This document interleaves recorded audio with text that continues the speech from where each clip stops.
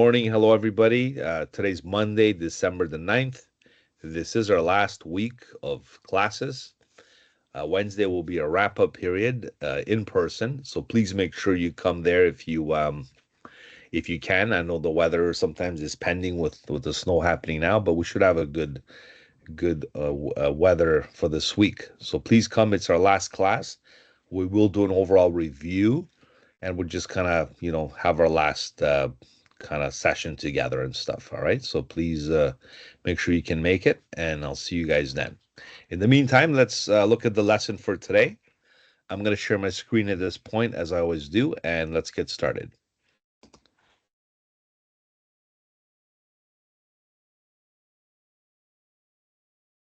Alrighty, so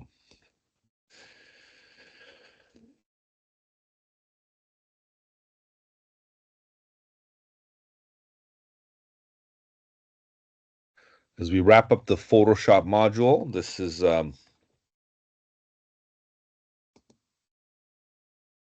we just finished our motion design class in the last class. Um, we did several variations of motion design and keyframing. Let me just make sure the videos are up there for you. They should be all up to date as of now. So these two lessons are very detailed in everything that we covered, especially I think the first one. This is the one we covered, the motion design. Shortcuts you can frame, right? So we did that one, and I believe the Wednesday class we did the actual follow up with that one. Okay, so as we always do.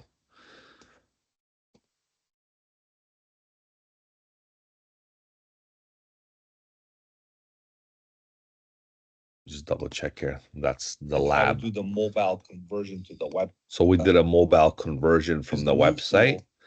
We also did the continue the animation and stuff. I think we did the effects and we did the animation. All right. So make sure you do that one. Yeah, so give me feedback. I only see one like. If you guys like my videos, hit like or dislike. I like to see if I can improve them somehow. These are, keep in mind, they're just for us. They're tutorials, but let me know if they're clear and they do their wonders. Also, don't forget to subscribe to the channel because then you can get other lessons even in the future. If you guys are part of the whole assembly of the class, you can get I can always refresh your memories with these lessons. Okay, so make sure you do that. We're always going to be in contact this way. All right, I always keep in touch with my students. And LinkedIn's another way. If you guys are not really connected with me with LinkedIn, it's another good way to keep in touch and professionally. And let me know how you're doing in your futures. Okay, I'm always we always look after our students. All right. So like I said, this is the last class. This is the assets that we're going to use. It's called Color Correction Advanced. This one I'm going to cover, Video Motion Design, Color Correction Advanced, and Photo Restoration Retouching. This one we'll cover on Wednesday. And this one we can also touch up on Wednesday as well. I want to get into the video motion design because this will help you with the assignment that's due. Let me make sure the assignment is also sent out to you guys as well.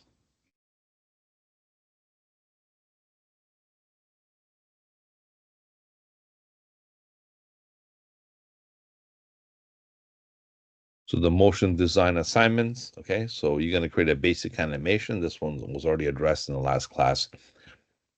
So we did all this already, okay? What I'm going to show you today is how to do a video production assembly from Photoshop.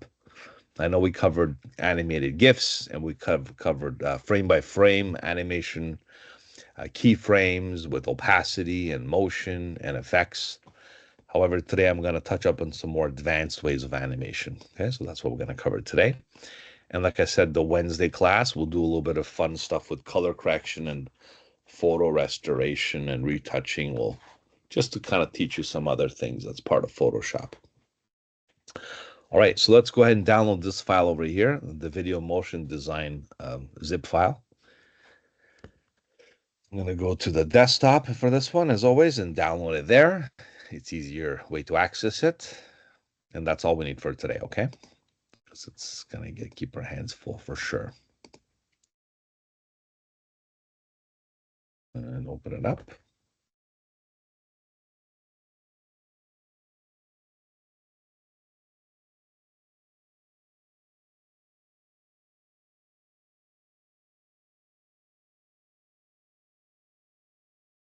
I think here we have different characters. We have a volleyball, an Expedia logo, and we'll have a beach scene. Okay, a little different than before, a different setup. Um, I want to show you something else with the animation that we did last week. This was just something that's very good to know. I'm going to open it up actually here. I'll use the GDPW folder. Here's the web ready animation. Oh, it's this one here. Right.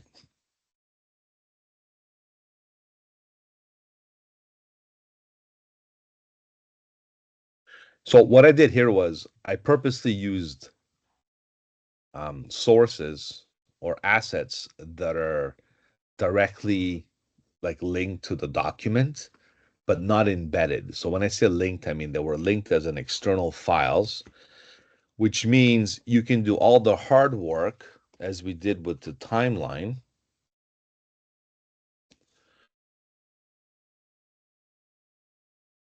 I'll just press play for now.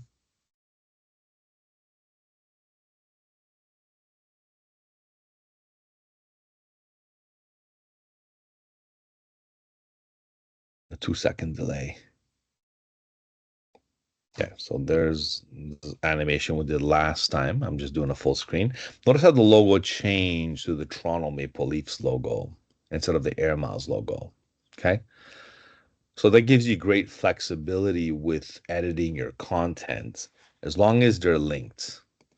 So if you notice these two files here, like the Air Canada logo and the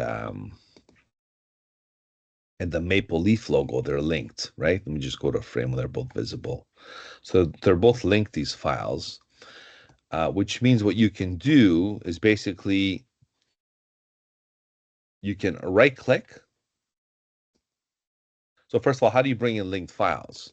When you place images in Photoshop, you can do place linked. Everything that's linked in here is interchangeable. You can change it with something else dynamically. That's the benefit over having it embedded. Embedded is less problematic because then it's part of the file. So if you knowingly do something and you're not going to be changing stuff, you're just going to leave it alone. You don't have to worry about this. But I wanted to show you the benefits of, again, distinguishing the two in case in the future you might want to do like a campaign. And next thing you know, if it's not Toronto Maple Leafs, it's another organization, and you don't have to redo the whole animation all over again. You can just switch the graphics and you can keep going with the same campaign. So to do that, here's the logo that I'm swapping here. And notice it's the Toronto Maple Leafs logo, right? It's the hockey team that's very popular here, of course, in case you don't know.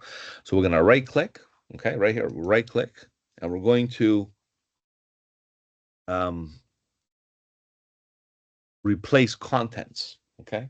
Replace contents means exactly that. We're going to replace the contents. Relink also might work, okay? But this one seems to be a little more kind of directly useful for replacing this one. So we're going to hit go ahead, replace that. And I'm going to replace it with back to the Air Miles logo. Now notice how the sizing is similar. Very important, you resize the images to the same approximate size. I made sure this was around 2000 pixels. This one was also like close to 2000 pixels. If it's not, it might affect the overall delivery and appeal of the graphic. Let's do this one first. Oops, I just did that one. Never mind. So don't click on here. Click on the longer area of the layer. Um, Replace contents. I'm going to put it back to the Air Miles logo. There it is. And let's say we want to replace Air Canada with another airline. We're gonna do WestJet. WestJet logo, another company.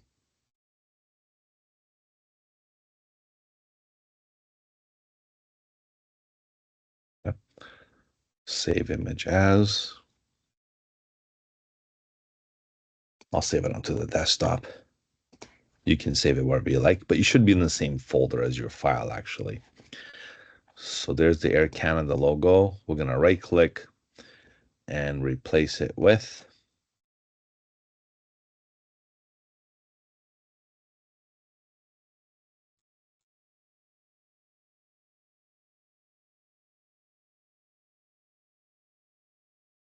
See how the sizing is important? It totally messed up the whole thing there. And if I resize it, it's going to affect everything else. So make sure the size is switched. This one was good, but this one, obviously, I shrunk it quite a bit for it to work with that size. So make sure you do that part before you replace it. I don't know if there's a better strategy for this.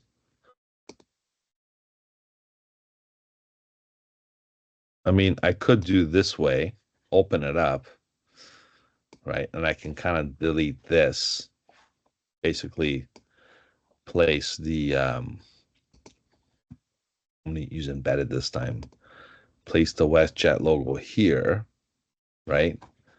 And delete this one and save this one in its place. I can do that, right? I can just do like save. Oh, he's got to flatten the layers. Okay, never mind. It's got an extra layer here.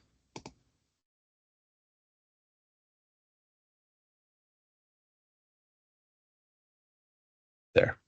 So I just hit save, and then it's replacing it that way as well. You can do both. You can, if this doesn't work, if the sizing is off for whatever reason, then you can just double click. This opens the file independently and just replace it by dragging, dropping the new graphic in here. And that should take care of the trick. When you hit save, then you have the replacement graphics taking place. All right, so that's a quick little tip I wanted to share with you as a follow-up from last week's lesson. You can easily replace logos and other elements, graphic elements in Photoshop just like that. All right. Let's get back to now today's lesson, the more advanced version.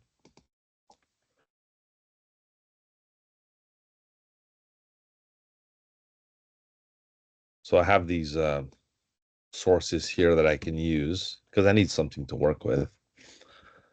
And then we have the Expedia and we have a volleyball. Notice how the volleyball doesn't have the white background. So we're going to have to fix that as well.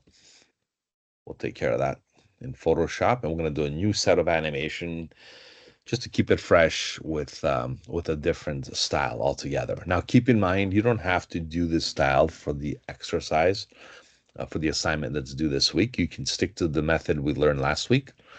But if by any chance you wanted to challenge yourself and do something a little more, you can do this as well. I don't want to limit you. I just want to show you more and more ways to do this kind of stuff. This is also very powerful because you get to unleash the true, I guess, power of motion design, which is inherited from a program called After Effects. After Effects is a motion design software that's very popular in the motion design industry. It's also made by Adobe. After Effects started off as an effects software for like video editing, and then it became a motion design software and cultivated itself in the motion motion design industry, and a lot of artists enjoy using After Effects, and it became the tool as it is today for motion design. There's other software, of course, but that one in the Adobe realm seems to hold the reins for the motion design stuff. There's another one called Adobe Animate, which is like Flash. But to teach you new software at this point would be like a lot of work. So we're sticking with Photoshop here. The good news is Photoshop is called the mother of all, which means you can do every little thing that all the other programs can. Um, far as being as a professional and advanced, you should use After Effects over Photoshop. But if you're doing small time projects like we're doing here, there's nothing wrong with doing it in Photoshop as well. All right, so let's go ahead and see what the next one will look like. I'm gonna just open the background image that's already saved here onto my video motion design folder, which is this beach vacation background. So this could be like my animation right here. I might even also consider using a little bit of AI, depending on how this works out. Let's move this over. There's my timeline. Make sure the timeline is visible. The timeline represents the animation that we're going to be creating, so nothing different there. The difference is instead of frame animation, we're going to be creating a video animation. Now, keep in mind, you can switch this anytime from the bottom corner here. Let's say you did create frame animation and you said, I want to make it a video animation. You can just click on this bottom left corner and switch one to the next. Okay. So this is how you can do your animation background.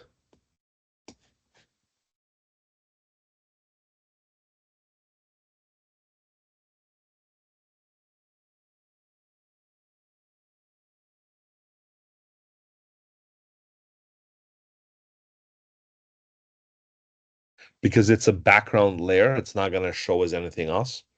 Like doesn't show a background layer, just looks like a plain timeline, which is fine. We'll just leave it alone.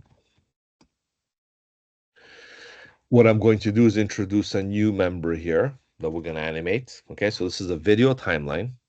So last week we did the frames, now we're doing video. What you don't want to do, switch this halfway through. It's hard to control and it's really confusing to change styles as you're working on a project. So decide what you want to do. If you're doing like a video short for YouTube, or if you're doing an advanced animation, consider doing this video timeline. And once you do, stay here. Don't go back and forth, okay? I'm going to keep this as the AI is there for me to create some fun things. Let's have some fun things with AI. We can create stuff and, our own backgrounds, and like we could go make a new layer here. Actually, you don't have to make a layer. You can just, I wonder how good it's going to be now. I'm just going to make a circle here like that. And we'll do generative fill and we'll do beach ball. Since it's a round selection, I'm assuming it'll give me a round result as well. So the shape is very important when you define, as you put a prompt in there for an image. The problem with this is it brings the background with it. So you could have to maybe clean it up a bit and just use the beach volleyball. You can try different things, of course, right? The first one seems to work the best. But AI can help you image generate stuff, as you know already.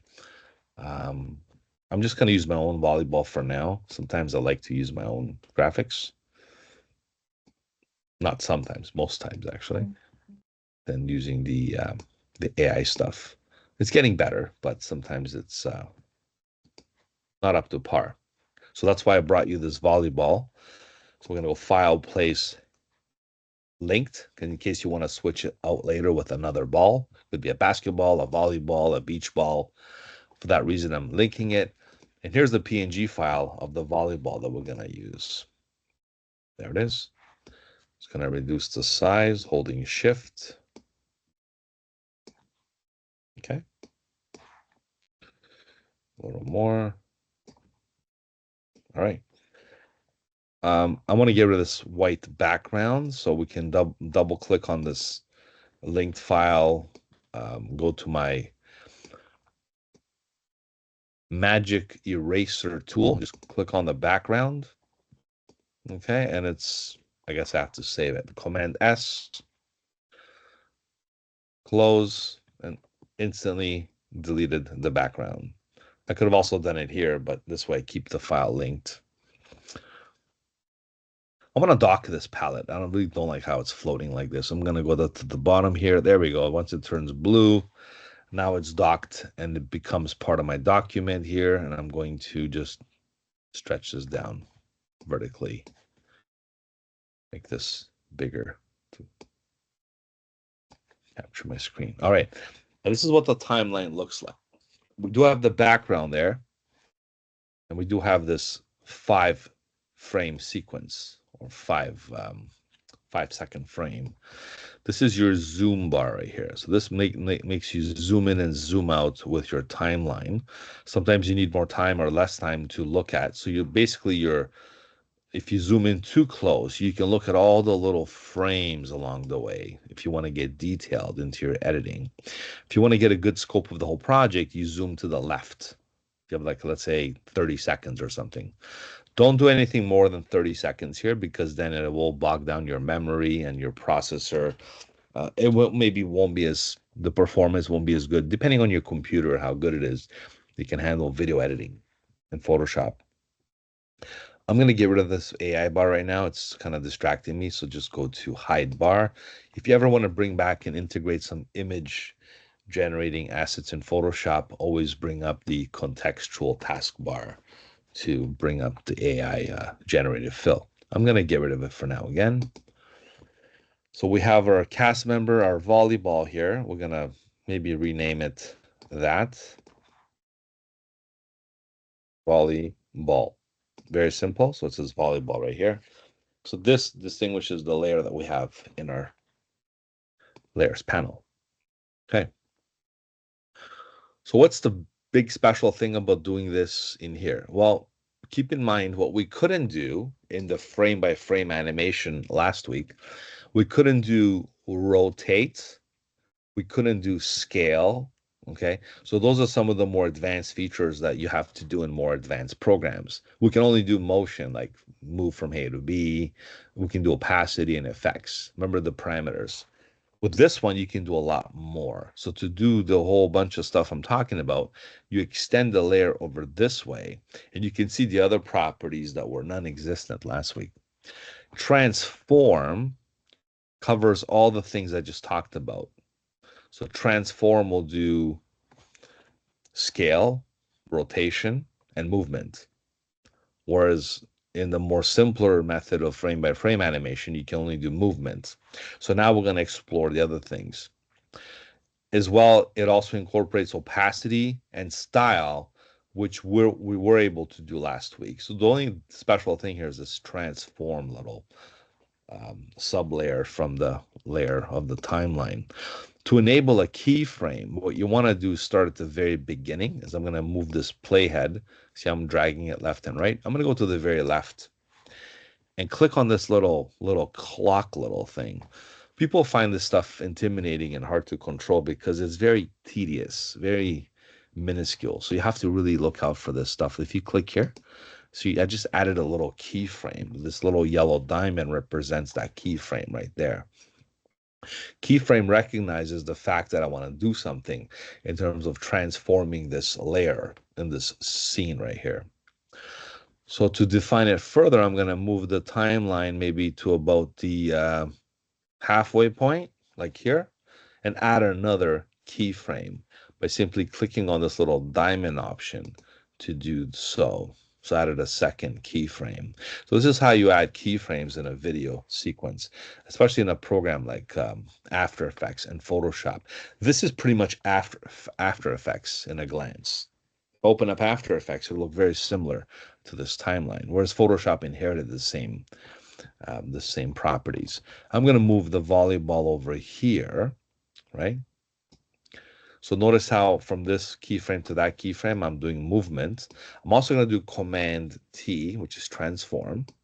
I'm going to make it a little larger, actually smaller, because it's going to roll into the distance, perhaps.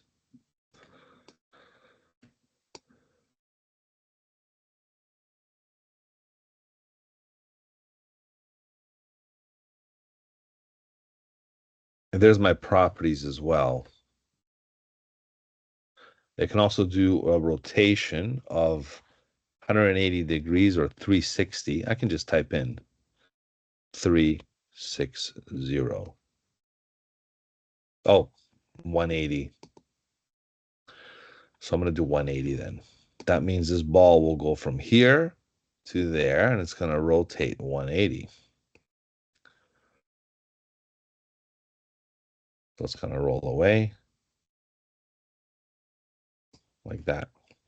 If you hold shift, it'll snap to the keyframe, the playhead, so you're not really missing anything. How about if it bounces off and then from here it goes back? Okay. So I'm going to have it go from here to there. And you can always control all these different keyframes by simply clicking on them and controlling the position, the opacity, right? There it is right here. Another way to duplicate the keyframe is if you go all the way here, like this, you can also option drag the keyframe. I wasn't a big fan of option drag. I guess maybe they even took it out. It's better that you move the playhead to the next available location and then add another keyframe by clicking on this little diamond option here. So the first thing I did was activate it, and then I just kept doing this little diamond thing. And at that point, it's going to go back to the left. And I'll do Command T, make it bigger again, like this. Press Enter. And I'm also going to do minus 180.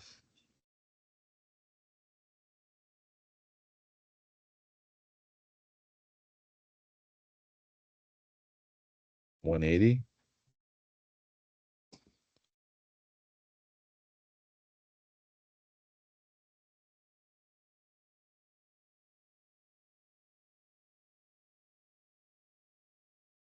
I have too many keyframes. There we go.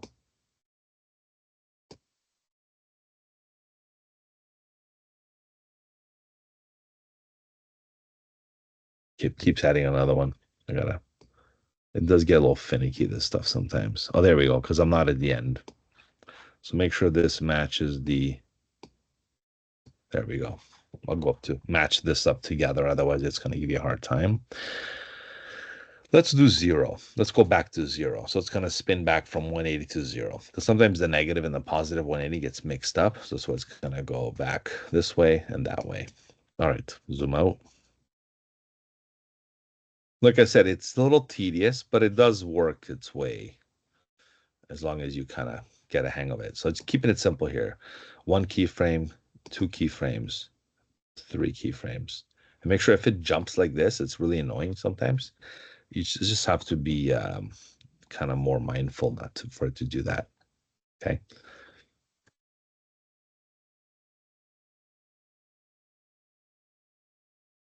If you zoom in, maybe zooming in is the best thing to do here. Notice how it stops right there. It doesn't even go further. It just stops there. Anyways, the whole point is when you do play the animation, it'll look like this as I played it earlier. The ball's gonna go, get smaller, and bounce and come back. Things we couldn't do before with the with the animation. So with keyframes now, you could do that. All right, so just go back again. If I wanted the ball to go the other way, again, it keeps doing this, eh? It's really annoying how it jumps all the time. I select it. Okay, so zoom in again. Instead of 0, let's do minus 80. Okay. How about do yeah, it doesn't recognize that one. So then over here, we'll do minus 80.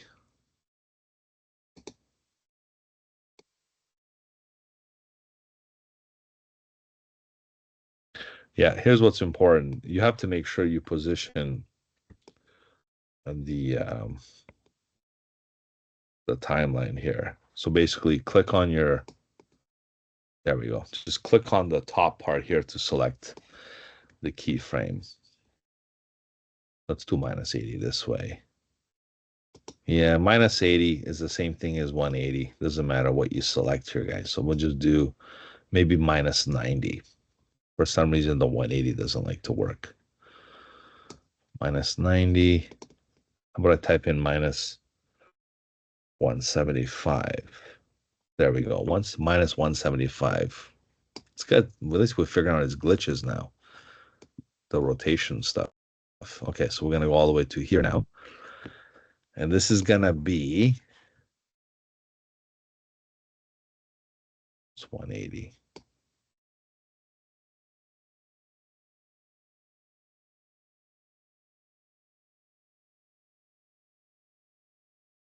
Let's go back to 0, right? Back to 0. So it's gonna rotate.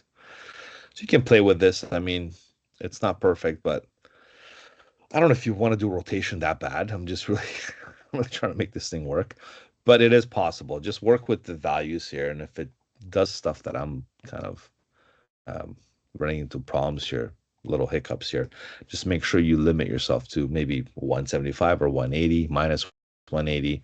I don't think you do 360, doesn't let you unless you do a 90 at a time, like 90, 90, 90, 90, you get 360. So just play with that. If you need to do rotation, for the most part, it'll work okay. You just have to kind of, instrument the keyframes properly and plug in the numbers. All right, so what happens next once the ball bounces back and forth? It's like telling a story. We can always introduce more cast members. So I'm going to now go File, Place Embedded, and bring in the Expedia logo. So let's bring in that in. I'm going to make it a little smaller. This is an Expedia commercial. It'll have the logo kind of fade in at this location. So what happens is when the ball comes and goes, the logo can take over for the next sequence. Just to kind of make this ball look more realistic as it bounces off, let's have it go off the stage, okay? Literally off the stage. Maybe you can see a little bit of it there. And then the logo comes in. Does it just come in or does it fade in? So how do we explore the same properties we utilized last week? So now it's got another 5 frames. We're at 10 now. It's 5 seconds at a time. You can always control the duration or the length by controlling the edge points of this. So if you want the logo to last a few seconds, you can basically go, make it smaller or longer. If we want the logo to fade in, we open the Expedia logo properties here. And here we can do, well, let's do a little bit of both. Let's do transform. Let's go at the beginning here. That's where it starts. So we're going to add a transform. We're going to add an opacity. At the same time, we're going to add 2 things. I don't want to do style. It's going to be too much. I'm going to do transform and opacity when this logo comes in. And what that means is I'm going to select a logo and bring the opacity down to maybe 0. Okay, so you can't see it. Let's see it a little bit so you can kind of see what it looks like. So I'll do like maybe 10. Otherwise, we can't see it at all. We can barely see it. I'm also going to go to the transform keyframe and reduce the size to a smaller version of itself. So it's not only going to fade in, it's going to scale and fade in at the same time. Okay. So now I can really, so 10% is fine. So I can see it. By the time it goes from frame 5 to frame 7, let's say we'll go to frame 7. I'm going to replicate those frames. I'm going to do transform and opacity, just double up here. And then you can do whatever you want. You can do Command T, make the logo bigger so it appears like that. And you can also go to the opacity keyframe. Doesn't matter which one you select. When you do scale, it'll knows you're doing transform. So, but make sure you select it just to make sure. So opacity, back here, it'll go to 100%. Okay, so that's what's going to happen with the opacity. So it's like telling a story of this thing coming in, fading in, and coming at the same time. Things we can't do with the more frame by frame methods you learned last week. So if you need more advanced animation techniques, then you can resort to the timeline. That's why I'm showing it to you right now. All right, and there's how you can utilize these keyframes. Now, going forward, it's the same thing, back and forth. You're just adding more keyframes and getting more things involved here. What else can I add? Maybe the logo can leave. Let's have it exit to the left or something. So in that case, we extend the logo sequence. The background's always there. That's why it's locked. Okay, so just there's no layer for that. Let me close the volleyball down and utilize these keyframes. So as I go to frame, let's say this is a 10-second commercial. So there we go. Not 10 seconds. Look, and 10 seconds it gave me. So what I'm going to do is when the logo zooms in, it'll stay here for the duration of a few seconds. I'll go to maybe 8 seconds. So I'm going to do transform and opacity and not do anything. I'm just going to leave it alone. That means from here to there, it's going to be constant. From here to here, it's going to do fade in and zoom in. So fade in, zoom in, constant. And from here to the end, it's going to travel. So I'm going to have it go all the way up to the end here. Just hold shift to get to the end. Zoom in if you have to, make sure it's on the right keyframe here. Add another keyframe, another keyframe. I'm doing opacity and transform. And actually, I don't need to do opacity. Opacity can stay the same. Don't need to do that. You can just leave it for the sake of leaving it there. But the be careful, these things run away. Be careful how you click on them. So the transform is selected, or just simply go from here outside the stage. Oops, I missed it there for a second. There we go. All right.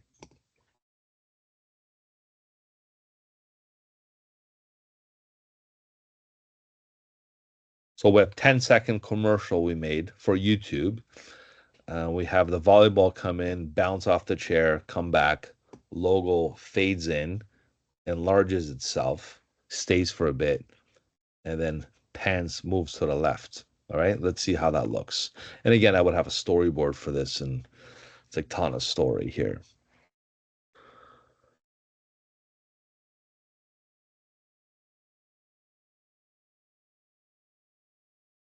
It's going to be playing a lot faster in a video format. It's just Photoshop playback is a little slower. So it's going to be a little faster. We'll have to export to see the real speed.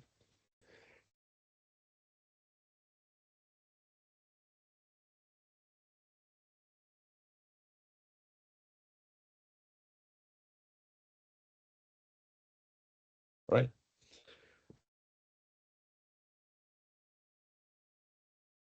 Um,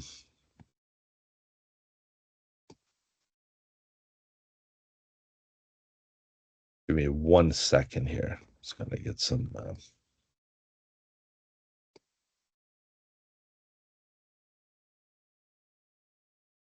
Give me 1 second here. I'm going to stop sharing my screen. Gotta find something quickly. Oh,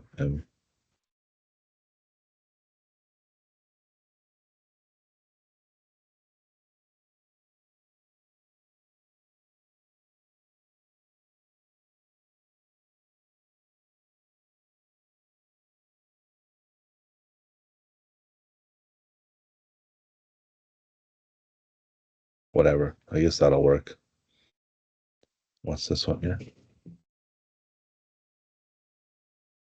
I'm just looking for some music, guys. So I'm just gonna copy it over here. Um,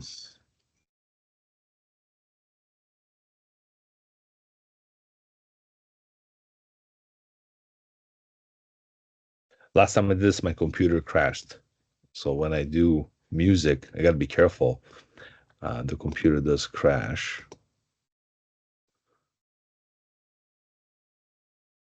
Because you have music, you have video, you have everything else playing at the same time. So there's a track I found. All right, so just get an MP3 song. You can download one on the internet and do all kinds of stuff. Let me see here. Hmm. Can you guys see my screen okay? Yes. Yeah, okay, perfect. All right, so you can see my screen. Excellent. So I got an MP3 track over here. What I'm going to do in Photoshop is bring in a music track. Another thing you can do here that you can't do in the frame by frame animation. Don't forget GIFs don't carry audio. GIFs only carry visual of the animation. If you make a YouTube movie, like an MP3, sorry, MP4, you can bring in the MP3 inside the MP4. So there's an audio track right here. So if you just go like this, add audio, that's how you do just that. Let's go ahead and do that. Add audio. To the desktop we go. There's the After Hours MP3 track. I should put in the same folder as my video here. There we go. Same folder. Get rid of that. It's good things to keep things in the same folder because it's an audio track. It needs a reference location. So I'm going to add audio. There's the After Hours track. Open it. It might take some time to process. Let's hope my computer doesn't crash, guys. I think it's going to be okay. That was a bug or something. I don't know before with this. All right. So now I'm going to zoom in and zoom out. This is a long track, way too longer, much longer than my video sequence. So I'm going to go ahead and grab the end of it and bring it all the way down. Notice how I have to zoom in to do this. Sorry, zoom out to do this, and then I'll zoom back in. And that means the audio track is going to play now. So this is very helpful, this little slider thing here. There we go. And this audio track now.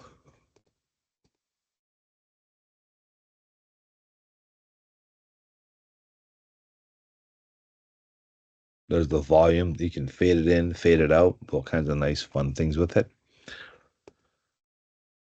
Mm-hmm.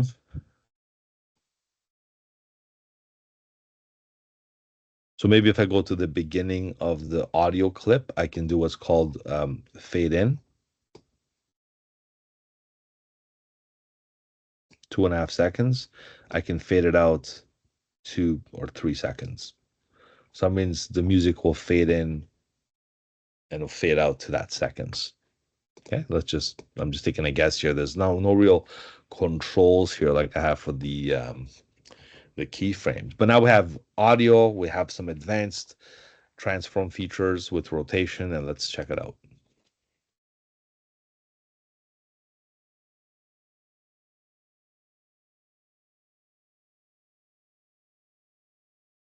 Perfect. That worked out well. The audio did fade in and did fade out, so it kind of worked out nice.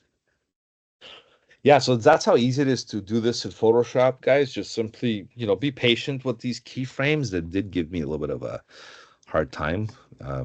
So you know, just practice and stuff and be mindful of what you select when you do this.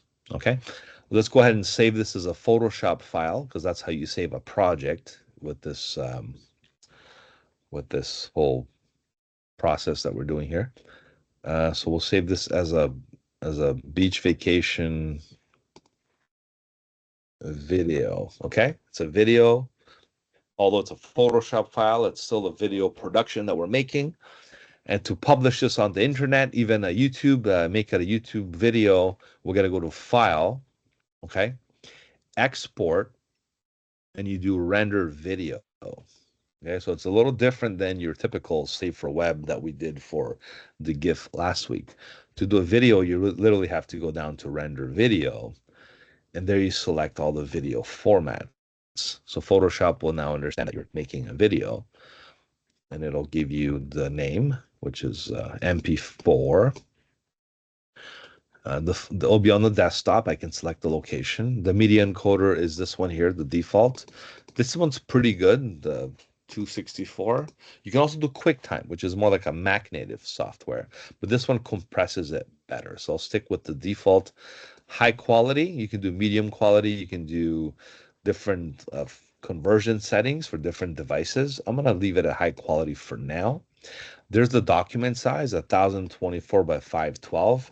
This is what we originally started with. So if you want to change that to like an HD TV version and stuff, you could do 1080p, but it'll stretch the video. So be careful when you do that. I would primarily set that up from the beginning and then execute on that HD level. So I would make 1920 1080p before I start my production. And this way it'll match my document size to 1000 1920 by 1080p. Okay, in this case, you're stuck with this size. The frame rate is how fast the frames play. 30 frames per second is the standard for television. So when you watch TV or videos, it's 30 frames a second. If it's more accelerated, like 60 frames, that's what video games to more modern generations play at a higher frame rate for more detail and a smoother action. So we'll leave it at 30 frames a second. If you want to slow it down, you can type 20 just to kind of make it a little slower. I'll leave it at 30 for now, though. Okay. And all the frames from 0 to 299, which is almost 300. Okay, let's go ahead and press the render button. Notice I didn't really do anything. I just explained to you what all this means. I didn't really change anything. I just dabbled with a few numbers. Just hit the render button and off it goes. It should render in the same location as I designated it, which is the desktop. It's going to take a little longer.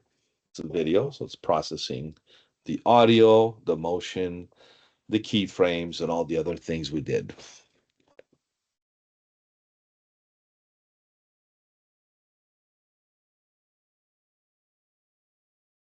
I think it's ready.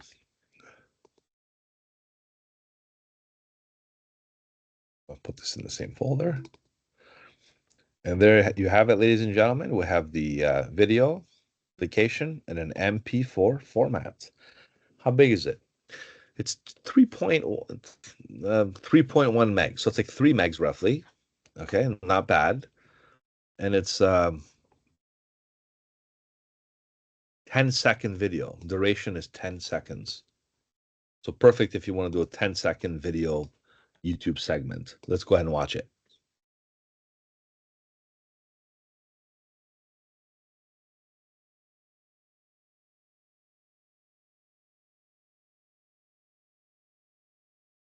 Right?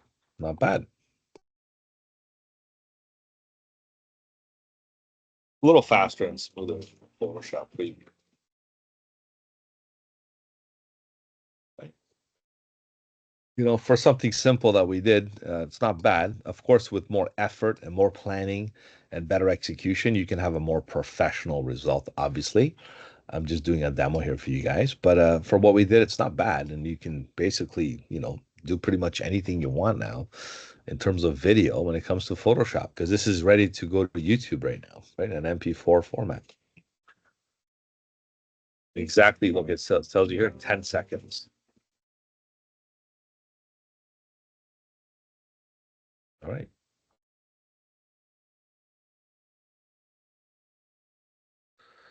So that's the advanced segments of your video animation in Photoshop.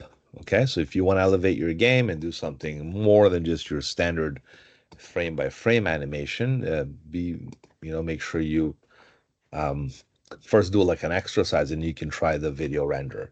Again, the criteria is still the same. I haven't changed it.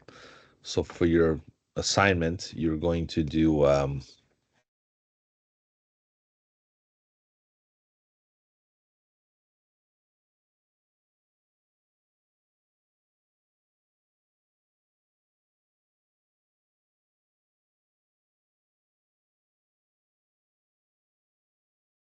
still the motion design. So you can still do the stuff you learned last week.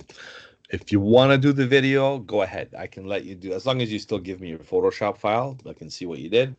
But instead of a GIF, you can do MP4, okay? And you can do the video for it. So instead of export save for web, I think go to export render video. This changes to that.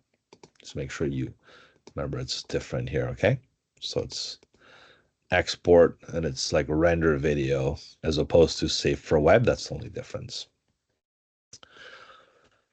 All right, so let's get into the other things now. We still have some time left, so I'd like to show you some other parts of the Photoshop before we wrap up the semester. It's all under our Class 14 Assets folder. So now that we explored the video motion design, you know what? Let me upload the new file so you can see um, the whole example. Okay, so I have the video here, the Photoshop file. I'm going to give you this new revised folder that you're going to have. Okay, so I'm going to just replace it with this one. So you have a finished product to look at. Let's go to edit. I'm going to replace it with the new one.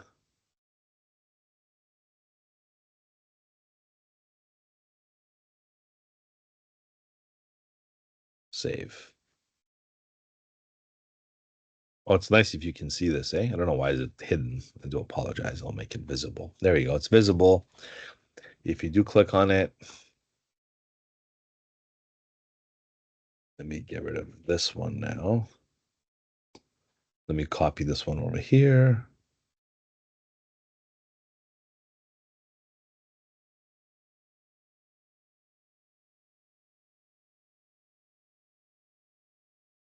Class 14, advanced animation. Okay. So if you do download this folder here and you extract it, you should see all the stuff I did right now. Not only that, you'll have I wanted to just give you the audio tracks. You have some audio to play. Okay, so that's why you have the same thing there.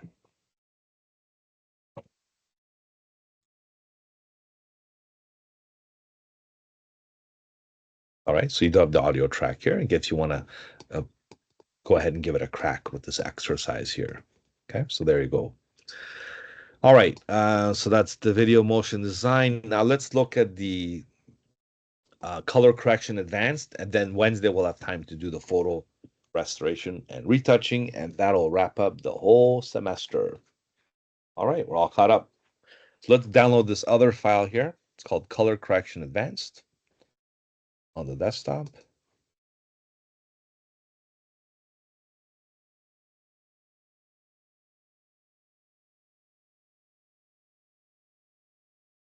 I'll extract the folder for us. I'm going to delete these two so they're not on the way.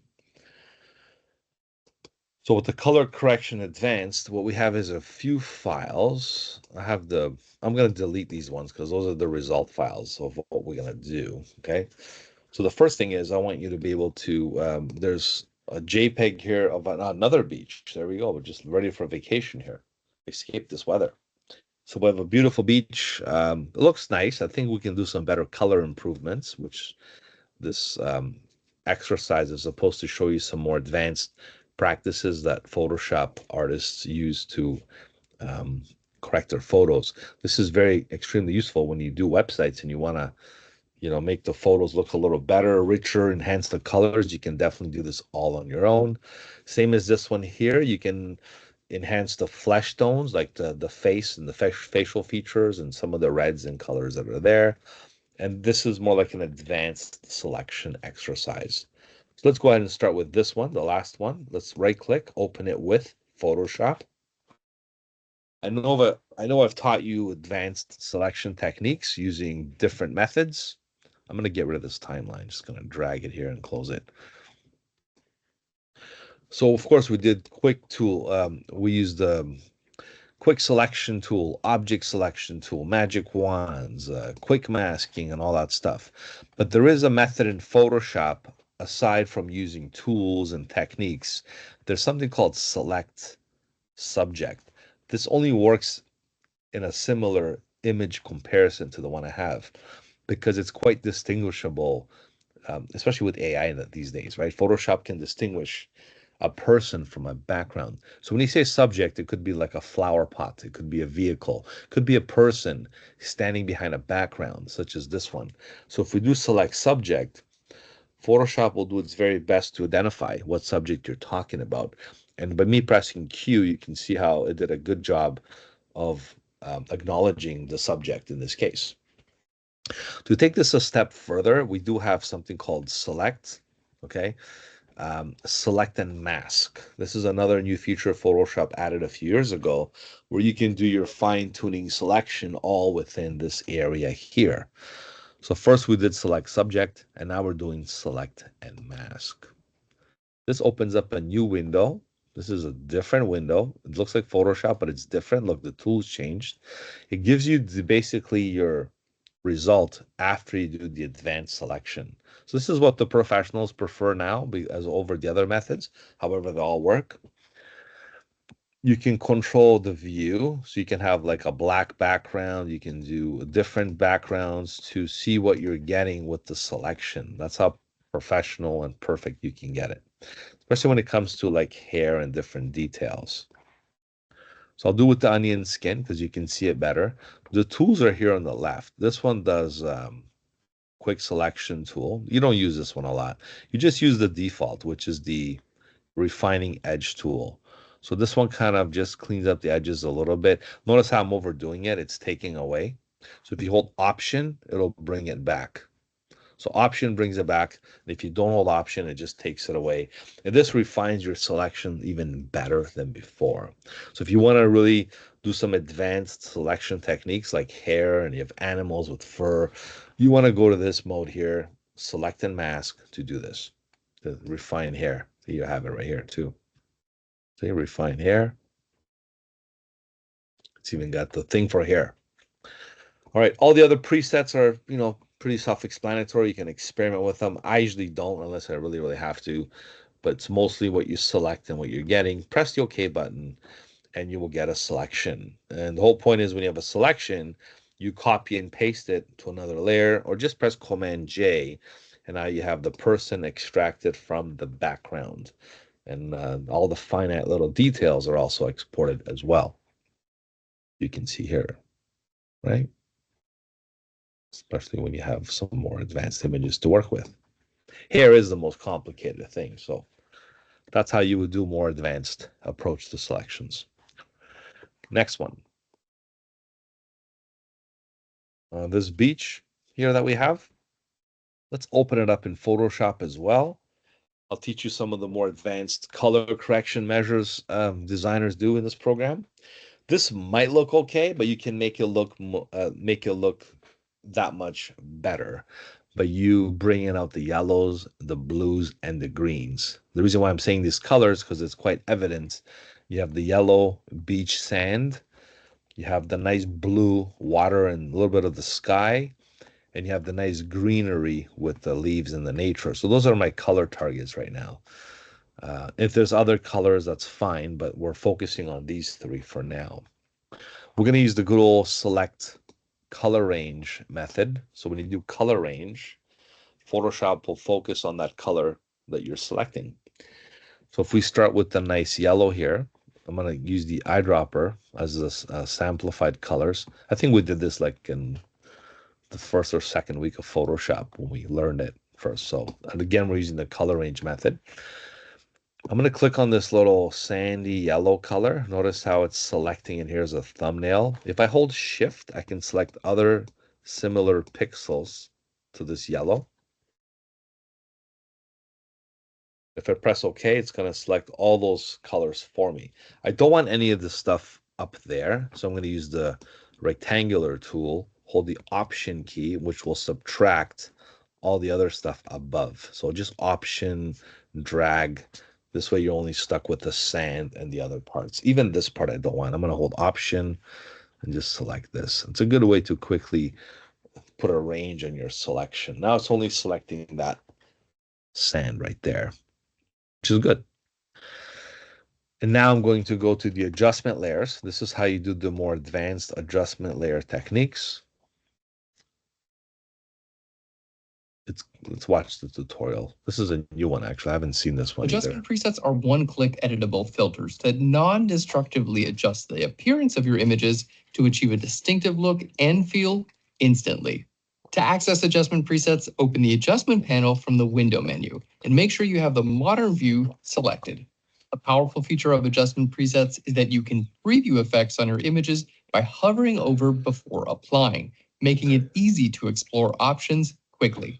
The adjustment panel includes over 30 adjustment presets, including categories for portrait, landscape, photo repair, creative, black and white, and cinematic. To use, select a preset to apply to your image. You can view and edit the applied preset in the Layers panel. Multiple preset filters can be applied and stacked on top of each other, providing endless creative options. You can also create your own adjustment presets. The first step is to create one or more adjustment layers and then customize them in the Properties panel. In the Layers panel, select the adjustment layers you want to use for the preset.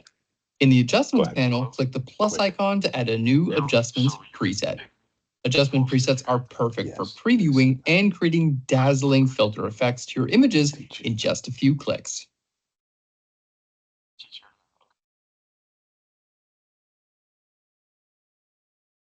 All right. So that's a nice little video that explains it or summarizes everything in a nutshell. So basically he said make sure the modern levels are selected. Modern view, that's what he's taught. Classic view doesn't give you the presets that he's referring to. Modern view does. So you can basically select all these presets that are already there. You can do more and it'll do more. But we're not here to do that. We're here to do our own custom presets here that we're going to be making, and I can always explore these after. Okay, they just make things so much easier now, just by putting those presets there. Okay, we're going to use the vibrance filter, this one here. This one brings up the colors quite nicely. Notice the selection that I had of the sand made earlier by going to the color range. I'm going to increase the vibrance to the right more and more, and notice how it makes, I'm going to do a little drastic here. Notice how it's a nice yellow beach sand now that I made that selection on top of this. If I hide and show it, you can see how I customized this yellow to pump right out. Going back to the background, let's do another custom color enhancement. We're going to go to use the select color range option again.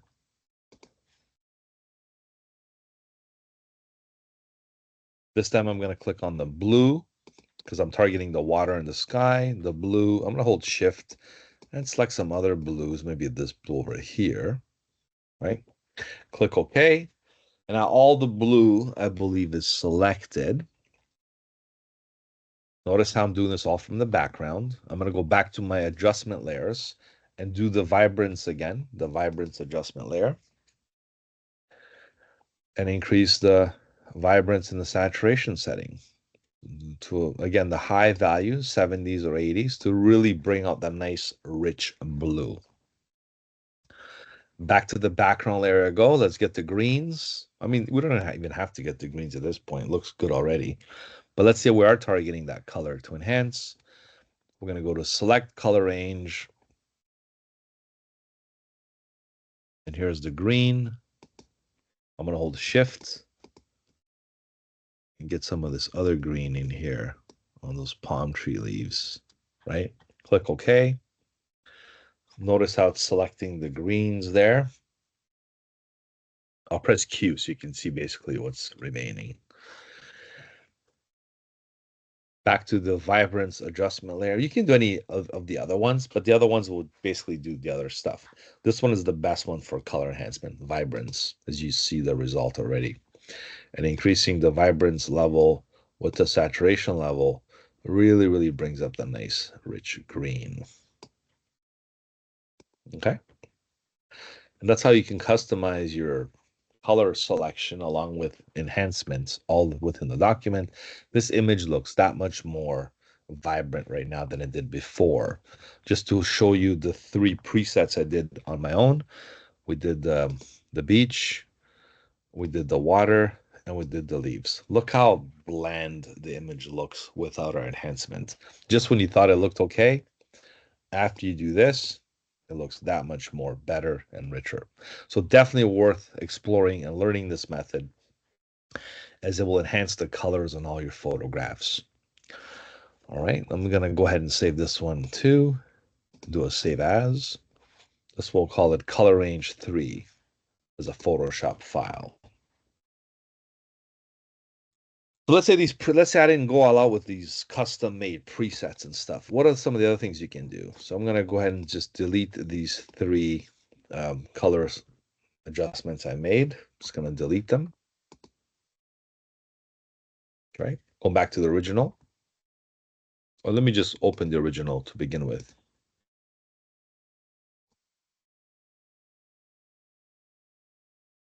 I'm going to open the JPEG file. so I don't work with the Photoshop.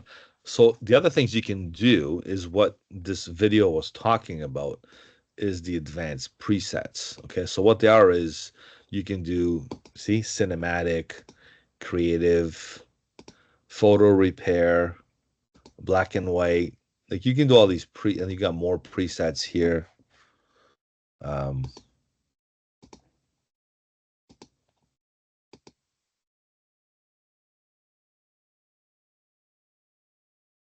color pop. I'll be careful because it keeps adding on top of everything that I'm doing. So maybe it's not the best idea to do this the way I'm showing you. So basically, let's just delete everything. What you want to do is press the undo button. I just thought it'll replace it for some reason. It didn't do that. So again, when you do the adjustments layers, decide, let's say, the landscape filter here, and do color pop, and let's see what happens. Not bad, not as good as we did before. So just press Command Z and try another one. Pop, a little better. Command Z, try another one. Warm contrast. And you can do this with, when you pick one, you can go inside the color balance here, go to properties, and control these color settings that are given to you. Okay. So these do work. You just have to kind of work with it afterwards. Okay. And this is the curves and stuff. I'm not going to get into all this advanced stuff because photographers do this for photography, but they're all there. Okay. You can just explore with them. The main takeaway here is do it all on trial and error purposes, try different ones, watch tutorials. It's pretty self-explanatory, and follow all the other settings, right, that they have. But I like what we did. We focused on each color and we color corrected today. That's what professionals prefer sometimes over the basic presets. All right, now let me show you the other adjustment layers, because you can do brightness and contrast levels, and these are all the basic ones. Without a selection, I can basically go to vibrance as a whole and do the whole thing, enhance at one shot. Okay, so it'll kind of work, okay, instead of designating colors. But you have more control when you do colors overall, basically, than just doing a one blanket filter on top of everything. Although it did give me some good results, right? You do have also levels. Levels is also a popular one.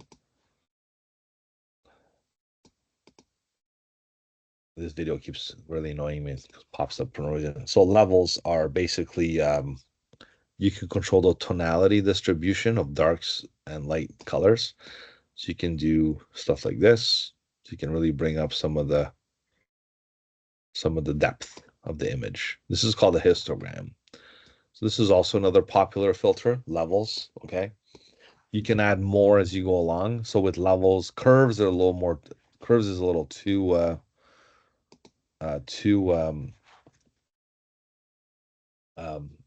um, you know, too detailed in terms of controlling colors and balances and stuff. It's better if you do curves with instructions. Sometimes I did an ad like a long time ago. They gave me the values and I had to change them in curves. So it's a little more too advanced. Rarely you might use curves, but it's there. Levels is more popular. Brightness and contrast is pretty popular too. Just increase the brightness and the contrast of the photo. Okay, so that also works really well with all that stuff. I mean, a lot of these things are on your phone now too when you take photos. So that's that. And then you have the vibrance one I showed you. Hue and saturation is pretty cool because that's when you really control the colors all together. You can control the blue to look like purple or something else. That's the hue slider. So that's a popular one as well, especially if you have to change hair color or things like that. All right, so those are the main ones, like the top four are the ones you want to control. Better yet, what I did earlier was more instrumental with this because you're selecting a color and then changing the enhancing the color attribute there. And there's also color balance in black and white, but those are the more miscellaneous ones. So these are the ones you want to go with. Okay. All right, let's go ahead and use one more example before we wrap it up today. And the next one is, I think I'm going to show you how skin tones work. If you open this up, You have a girl drinking her smoothie. So another thing you can do here in this case is enhance some of the pigments and skin tones in this photo. So to do that more customized, again, professional approach is to do select color range as we did before. Only this time, this is another new one they added in the recent updates of Photoshop. They did skin tones. So it'll magically identify the person regarding of the skin color. It'll select the skin tones. Notice how it picked up a broader range, like the smoothie and everything else with the skin tone. We'll click OK, and here we have a selection of that particular um, skin tone variation. Now, I don't want the smoothie and other parts of the skin. Maybe I just want to target it on the face. So for that reason, um, we're going to go ahead and do, well, first let's do the vibrance, okay? And the vibrance is how we're going to execute the vibrancy and the saturation of our selection. Notice how it's already, I'm going to go here. So notice how it's already affecting the colors. But if I don't want to affect other parts of the image, I'll share with you my secret formula is you see this little black and white thumbnail because that's what the selection is based on. If you hold Option or Alt and you click on it, you can basically edit the selection. So Option or Control click. It's actually Option click. And then you can do the brush with the black and the white colors. So if I have black selected, like I don't want this part affected by this effect. So I'm just going to go ahead and black all these out. Okay. We're only focusing on the skin tone, nothing else. So for that reason, I'm just going to go and take all this stuff out. I can even take out the smoothie. But then I want you to notice that. So I'll leave the smoothie alone. Maybe the lemon will take out. And our hands are part of the skin tone. Look how much control you have by using a brush. The white represents the effect of the color correction. The black is not affected at all. All I did was press Option or Alt and clicked on the thumbnail of me using this advanced vibrance adjustment layer on top of the photo. Okay, and you're selecting all this stuff here. Notice that's only affecting those parts that I selected. You're not going to drastically do this, maybe just a subtle touch, and that'll do that. And because you have the adjustment layer before and after, it definitely makes a nice difference. Again, the whole purpose here is to have total control by holding Alt or Option and clicking on this little thumbnail using the black and white like we did masks before, very similar, only in this case it's for color, advanced color correction measures. All right, so practice this one as well. It's a good thing to know. I'm teaching you all the advanced stuff in Photoshop. I didn't want to leave you just, I know I taught you basic to intermediate, but advanced is also important, especially those of you that already did this before. So I thought it'd be nice for you to know this other stuff, okay? I took all the best knowledge for, acquiring this skill, and I'm sharing it with you now. So all these little exercises I just did are very useful, especially for improving images and doing some photo manipulation if you have to on top of image correction. This is the stuff the professionals use, okay? There's other techniques, of course, but that's for you to explore on your own. So you can always watch other tutorials and other methods, but these are really, really good and powerful and customized, as you can see. Now, one more thing I wanted to cover with you was maybe Wednesday's in-person class. We'll do the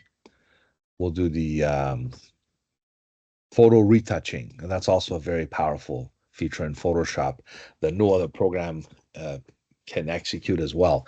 Is color correcting photos, restoring photos that are damaged and destroyed, but in a more advanced format. So for that one, we're gonna use the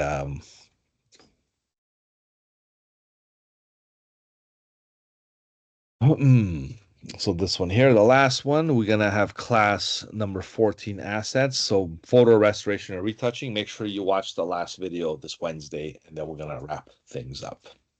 All right. So that'll be then, and everything else we're good with. There'll be no presentations like I mentioned in this class. So when we come in Wednesday, we just kind of do our exercise, our routine. We'll have some cookies, maybe some treats for the holidays, and we'll say goodbye and we'll see you guys in the next semester.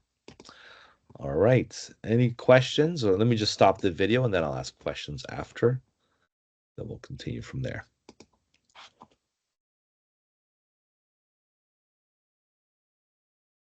All right. So thanks for watching again, and I'll see you guys this Wednesday. Have a great week ahead and keep doing the hard work that you're doing. All right. Bye for now.